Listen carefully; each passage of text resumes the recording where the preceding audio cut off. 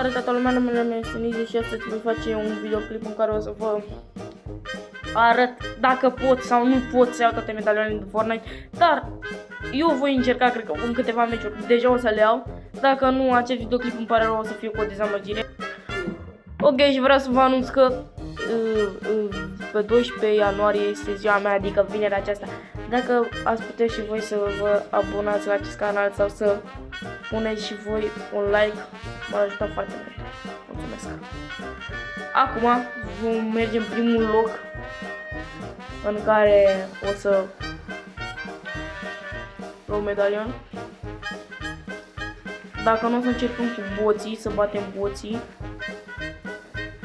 Dar nu cred că o să ne iasă, trebuie să batem, adică o să batem botul. Încercăm să luăm medalionul, fugim la altă casă, luăm medalion, dar o să ne omoare. Încercăm să ne omoare, că ei sunt răi. E greu să-i bați. Dacă nu reușesc, vă spun că o să fac în a doua zi, pentru că mâine am și test și e destul de nașpa. Și acum o să încerc să iau un medalion.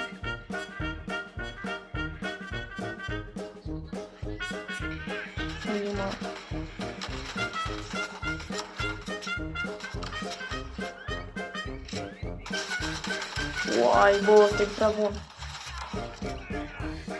Revenim în forță, suntem deja în lobby să intrăm meci.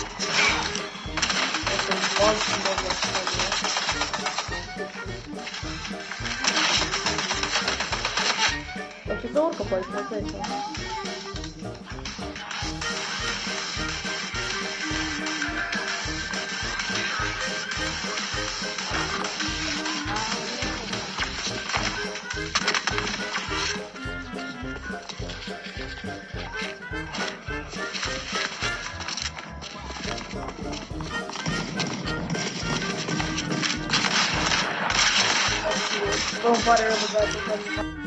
băieți, această parte e cam eșuată din cauza sunetului pe care îl fac boții și un sunet foarte înfundat. Aici am închis microfonul, dar dacă tot am venit la editat, eu vorbesc la editat acum, vreau să vă spun, dați și vă un like și un subscribe, vă rog.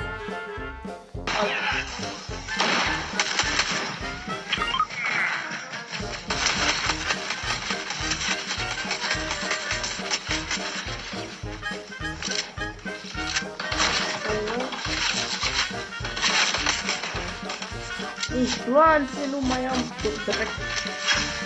Da. Ce moca niciodată.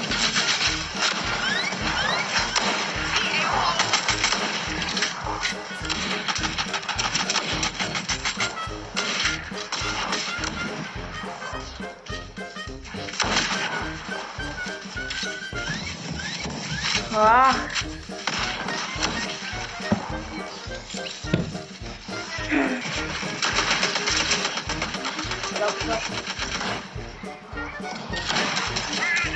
Nu mai am glas, nu cred.